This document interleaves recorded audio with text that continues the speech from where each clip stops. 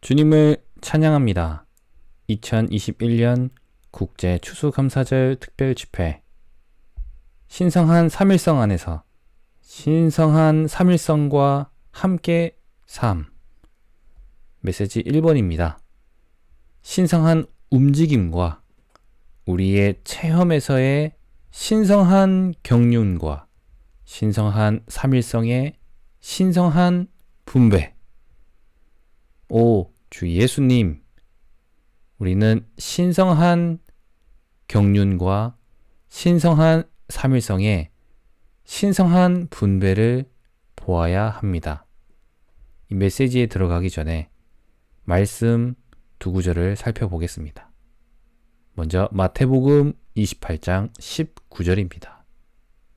그러므로 여러분은 가서 모든 민족을 나의 제자로 삼아 아버지와 아들과 성령의 이름 안으로 침례를 주고, 그리고 고린도후서 13장 14절입니다. 주 예수 그리스도의 은혜와 하나님의 사랑과 성령의 교통이 여러분 모두와 함께 하기를 바랍니다. 라고 말합니다. 우리는 이 메시지 1번에 들어가기에 앞서 이 말씀 두 구절을 가지고 하나님의 순수한 말씀의 계시에 따라 신성한 삼일성의 진리를 보기 원합니다. 우리는 성경 전체를 통틀어 신성한 삼일성에 관한 면밀하고도 철저한 연구를 완성할 필요가 있습니다.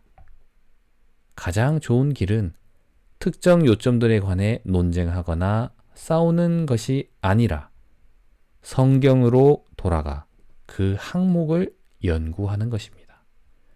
우리는 성경의 삼일성을 직접 가리키고 있거나 간접적으로 암시하고 있는 모든 구절을 하나하나 연구해야 합니다. 신성한 삼일성이라는 핵심적인 진리는 1900년 동안 토론의 대상이 되어 왔습니다. 우리가 기도의 영을 가지고 우리의 시간과 힘을 쏟아 거룩한 말씀에 계시된 신성한 삼일성을 면밀하고도 철저하게 연구하는 것은 전적으로 가치가 있는 일입니다. 하나님께서 삼일이신 것은 가르침을 위한 것이 아니라 우리가 그분께 참여하고 그분을 체험하고 누리기 위한 것임을 우리는 보아야 합니다.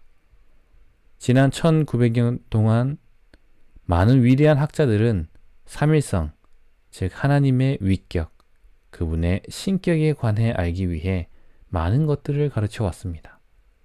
그러나 성경이 삼일성에 관한 어떤 교리도 담고 있지 않다는 사실은 삼일성이 가르침을 위해 존재하는 것이 아니라 바로 하나님께서 우리 안으로 그분 자신을 넣는 일을 하시어 우리가 그분께 참여하고 그분을 체험하며 누리기 위해 존재하는 것임을 강하게 시사하고 있습니다. 이것은 앞서 선포한 마태복음 28장 19절과 고린도후서 13장 14절에 의해 완전히 입증되는데, 이 두 구절은 성경에서 삼일성에 관한 가장 좋은 구절들입니다. 먼저 마태복음 28장 19절을 볼 때 삼일성에 관한 가르침이나 교리가 없지만 하나의 영적인 사실이 있는데, 그것은 복음을 전하는 사람들이 믿는 이들을 삼일 하나님, 곧 아버지와 아들과 성령의 이름 안으로 침례를 주어야 한다는 것입니다. 우리가 삼일 하나님 안으로 침례를 받는 것은 그분께 참여하고 그분을 누리기 위한 것입니다. M.R. 빈센트는 거룩한 삼일성의 이름 안으로 침례를 준다는 것은 그분과의 영적이고 비밀한 연합을 암시한다고 말하고 있습니다. 이것은 삼일성이 가르침을 위한 것이 아니라는 사실을 보여줍니다. 그리고 고린도후서 13장 14절에서 삼일 하나님을 언급하는 방식으로 볼 때 이 구절은 우리가 삼일 하나님을 사랑과 은혜와 교통으로 누려야 한다는 것을 암시합니다. 사랑은 근원으로서 아버지 하나님과 서로 통합니다. 은혜는 표현과 과정으로서 아들 하나님과 서로 통합니다.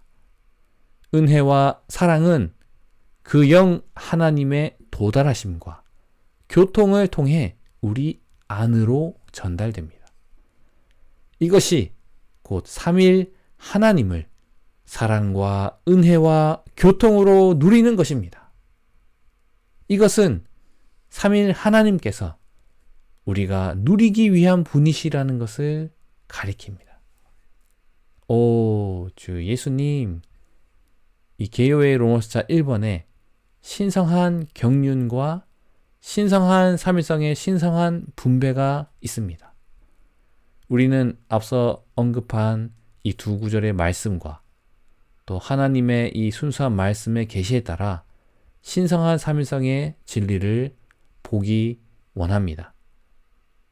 그리고 이 두 구절과 또 앞서 언급한 이 삼일, 하나님께서 삼일이신 것은 가르침이 아닌 우리가 그분께 참여하고 그분을 체험하고 누리기 위한 것이라는 것을 알고 이 로마서 1번 안으로 들어가기 원합니다. 이 신성한 경륜은 무엇입니까? 이 신성한 경륜은 로마서 1번에 A번에 잘 나와 있습니다. 신성한 경륜은 하나님 자신을 그분의 신성한 삼일성 안에서 그분께 선택받은 사람들 안으로 분배하는 하나님의 가정 행정입니다. 원문으로는 오이코스 노모스라고 하고 오이코노미아라고도 합니다. 오이코스와 노모스, 이 하나의 이 가정에 있으면 또 노모스, 어떤 가정의 법, 이것을 오이코노미아라고 부릅니다. 이러한 분배의 결과로 그들은 교회를 산출하도록 변화를 받습니다. 이 교회는 그리스도의 몸이자 하나님의 집이자 하나님의 왕국이자 그리스도의 배필이며 이 모든 것의 최종 집대성은 새 예루살렘입니다. 이 신성한 삼일성의 신성한 분배에 의해 이 신성한 경륜이 성취되었습니다. 이 성경 전체는 이 신성한 경륜, 이 통제하는 이상, 이것에 의해 신성한 경륜에 따라 기록되었습니다. 삼일 하나님께서 그분 자신을 그분께서 선택하시고 구속하신 백성 안으로 일해 넣으시어 그들의 생명과 생명 공급이 되심으로써 그들의 온 존재를 신성한 삼일성으로 적시고자 하십니다. 즉 원천이신 아버지와 기름진 것이신 아들과 강이신 그 영으로 적시고자 하십니다. 이러한 이 하나님의 경륜의 목적은 무엇입니까? 앞서 언급했습니다. 다시 한번 말하겠습니다. 이 하나님의 경륜의 목적은 그분 자신을 그분의 선민 안으로 분배하시어 그분 자신을 그들과 하나 되게 하시는 것입니다. 신격에서는 아니지만 생명과 본성과 표현과 기능에서 우리는 하나 되는 것입니다. 성경은 하나님께서 그분의 선민 안에 거주하시면서 그들과 온전히 하나 되기를 갈망하신다는 것을 계시합니다. 또한 하나님의 경륜 안에서의 그분의 목적은 모든 풍성을 가지신 이 그리스도를 하나님께서 선택하신 믿는 이들 안으로 분배하시어 그들을 과정을 거치신 삼일 하나님을 표현하는 그리스도의 몸인 교회로 조성하는 것입니다. 마지막으로 하나님의 경륜의 목적은 만물을 그리스도 안에서 머리이신 그리스도 아래 통일되도록 하는 것입니다. 그것은 우주 안에 있는 모든 항목들을 그리스도의 머리의 권위 아래로 이끌어오는 것입니다. 오늘날 온 우주가 혼돈으로 가득하지만 새 하늘과 새 땅이 올 때 만물이 머리이신 그리스도 아래 통일될 것입니다. 교회 안에서 그리스도는 우리를 머리이신 그분 아래 통일되게 하고 계십니다. 이것이 완성될 때 결국 새하늘과 새 땅에서 만물이 머리이신 그리스도 아래 통일될 것입니다. 이러한 성경 전체는 이 이상에 따라 기록되어 있습니다. 그렇다면 이 우리 온 존재를 신성한 삼위성으로 적시고자 하시는 이 신성한 이 분배를 누리는 길을 우리는 살펴보겠습니다. 이 신성한 분배를 누리는 길은 바로 그 영을 마시는 것입니다. 아버지와 아들과 영이신 삼위 하나님은 과정을 거치심으로 생명 주시는 영이 되셨고, 그 결과 우리는 그분을 마셔서 우리의 누림이 되시게 할 수 있습니다. 이러한 분배의 결과는 무엇입니까? 우리가 생수를 마시는 것이고, 우리가 생수를 마실 때 이 생수는 우리 안에서 원천이 되어 샘솟아 올라 영원한 생명에 이릅니다. 요한복음 4장 14절을 볼 때 뭐뭇에 이르다 라는 말은 또한 뭐뭇이 되다라는 의미이며, 이 영원한 생명의 총체는 새 예루살렘입니다. 신성한 이 삼위성, 즉 아버지는 원천이시고 아들은 셈이시고 그 영은 전달의 흐름입니다. 이러한 신성한 삼위성이 우리 안에 흐르시고 우리로부터 흘러나가시는 것의 이 결과는 우리가 새 예루살렘이 되는 것입니다.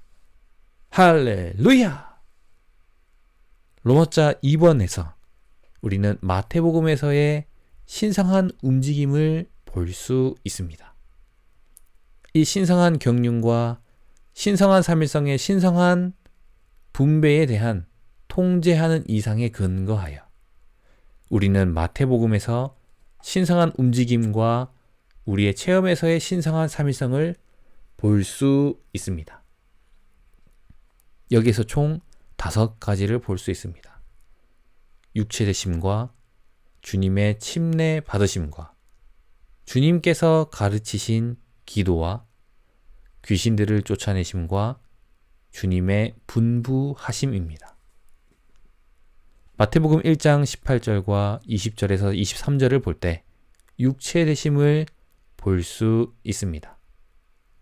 성령과 그리스도와 하나님은 사람 예수님을 산출하시기 위해 함께 계시는데, 이 사람 예수님은 여호와 구원자이시요 우리와 함께 계시는 하나님으로서 바로 삼위 하나님의 체현이십니다.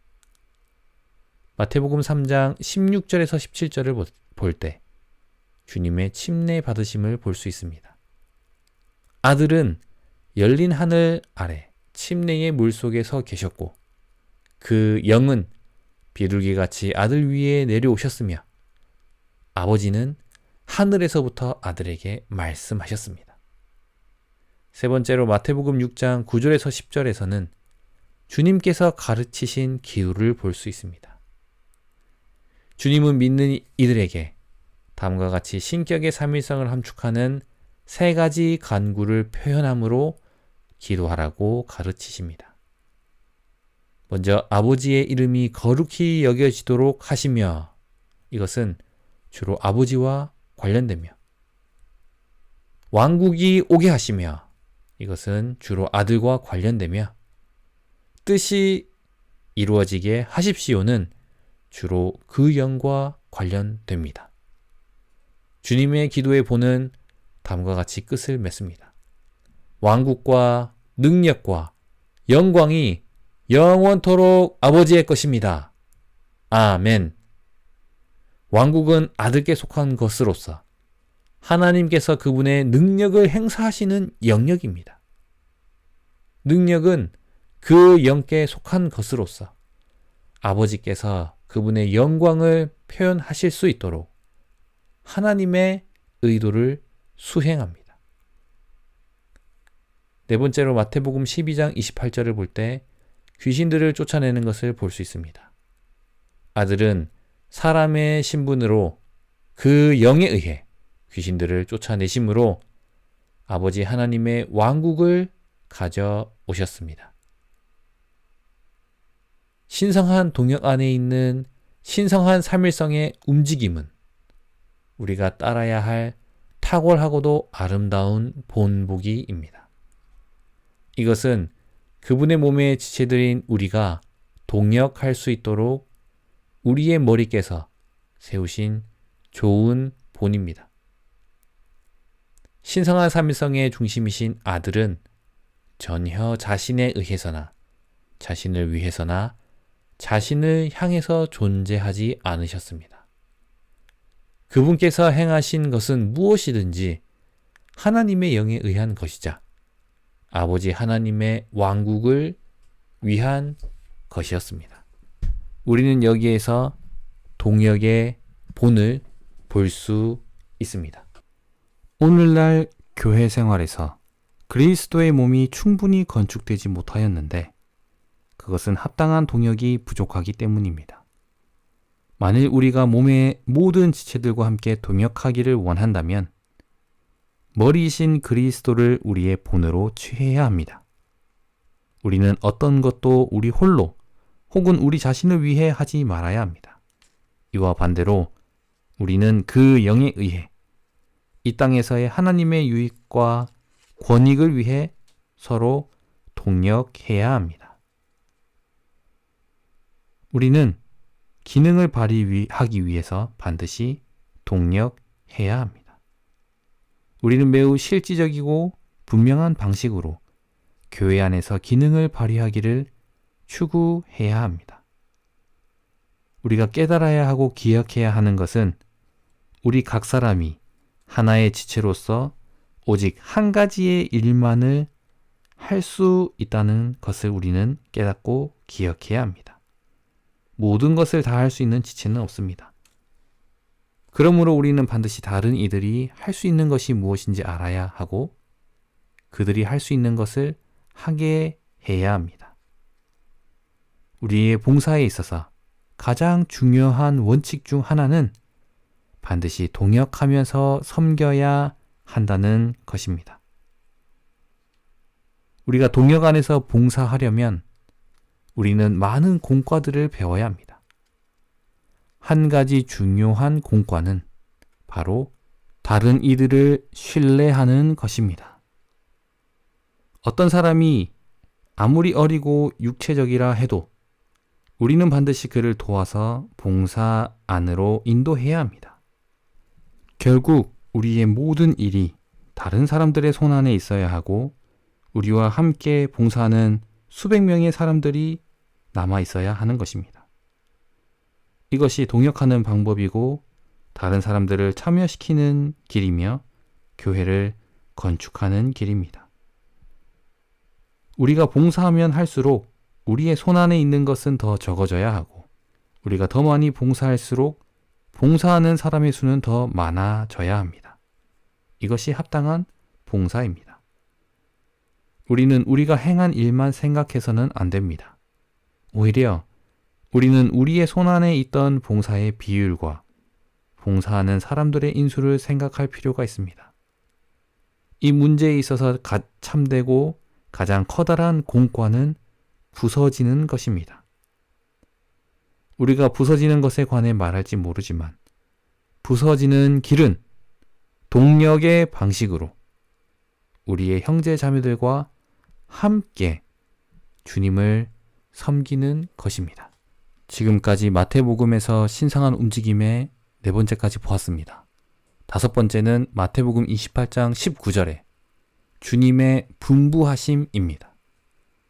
마지막 아담이신 이 그리스도는 십자가에 못 박히시는 과정을 거쳐 부활의 영역 안으로 들어가시어 생명 주시는 영이 되신 후 부활의 분위기와 실제 안에서 제자들에게 돌아오시어 신성한 삼일성의 이름, 인격, 실제 안으로 민족들을 침례 주어 그들을 왕국 백성이 되게 하라고 분부하셨습니다.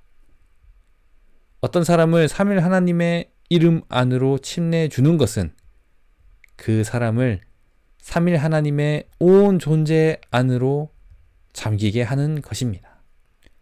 마태복음에서의 신성한 움직임이 오늘날 우리의 움직임이 되기 원합니다. 이 개요의 로마자 3번에서는 신성한 삼일성 안에서 신성한 삼일성과 함께 사는 이들이 됨입니다.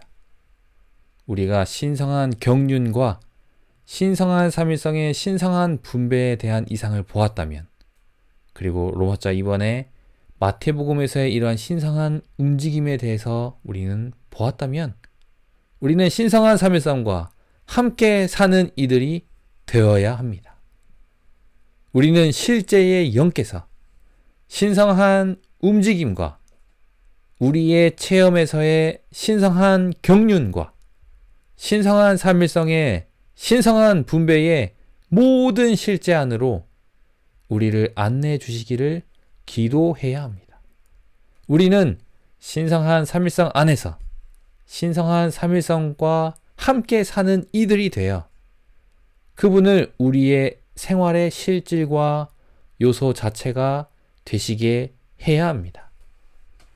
에베소서를 볼 때 하나님의 분배를 볼 수 있습니다. 성경의 다른 책에는 없는 하나님의 분배를 계시하고 있습니다. 에베소서에서 분배라는 단어는 사용되지 않지만 분배의 사실이 있습니다. 분배는 단지 나누어 주는 것만이 아닙니다. 분배라는 단어는 음식을 먹고 소화하여 우리 존재 안으로 동화되게 하는 것을 의미합니다. 즉, 분배는 우리 안으로 받아들인 것이 우리 안에서 동화되어 우리가 되는 것을 의미합니다.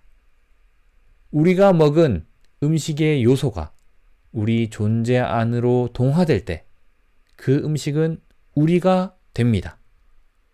오, 주 예수님, 주님의 말씀을 기도로 먹고 주님의 이름을 호흡하며 영으로 돌이키고 우리 자신을 멈추고 신성한 삼일성의 신성한 분배의 모든 실제가 우리의 참된 것이 될 수 있도록 기도를 해야 합니다.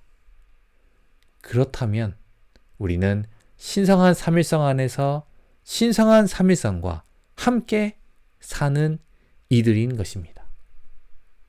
우리의 생활과 우리의 모든 방면에서의 이 실제는 바로 신성한 삼일성 안에서의 신성한 이 분배, 이 분배의 모든 어떠함을 우리의 누림을 위해 이 분배해 주신 이 그분의 모든 어떠함을 우리가 흘려 보내야 하는 것입니다. 앞서 언급한 것처럼 하나님께서 삼위이신 것은 가르침을 위한 것이 아니고 우리가 그분께 참여하고 그분을 체험하고 누리기 위한 것입니다. 이러한 신성한 삼일성의 이 신성한 이 분배는 결국 우리의 누림을 위한 것이며 이 누림은 결국 그분의 왕국을 가져옵니다. 그분의 왕국 안에서 참된 하나님의 영광스러운 표현이 있게 되는 것입니다. 오, 주 예수님, 과정을 거쳐 완결되신 삼일 하나님의 신성한 분배는 우리를 영원한 생명에 이르게 할 뿐만 아니라 우리로 새 예루살렘이 되게 하십니다. 오, 주 예수님, 당신의 신성한 분배로 인하여 신성한 움직임과 하나 되고 우리의 체험에서 참된 우리의 생활의 실제가 되며 우리로 그분께 참여하고 그분을 체험하는 이 실제가 오늘날 우리 가운데 있는 것입니다. 신성한 경륜과 신성한 삼일성의 신성한 분배로 인하여 우리는 그 영을 마심으로써 결국 우리의 누림이 되심으로 우리는 하나님의 경륜의 목적에 부합하는 그러한 생활 안에서 발견될 수 있는 것입니다.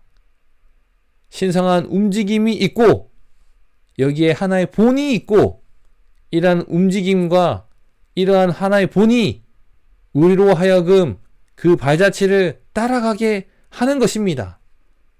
신성한 동역 안에서, 신성한 삼일성의 움직임 안에서 신성한 삼일성과 함께 사는 이들이 되기 원합니다.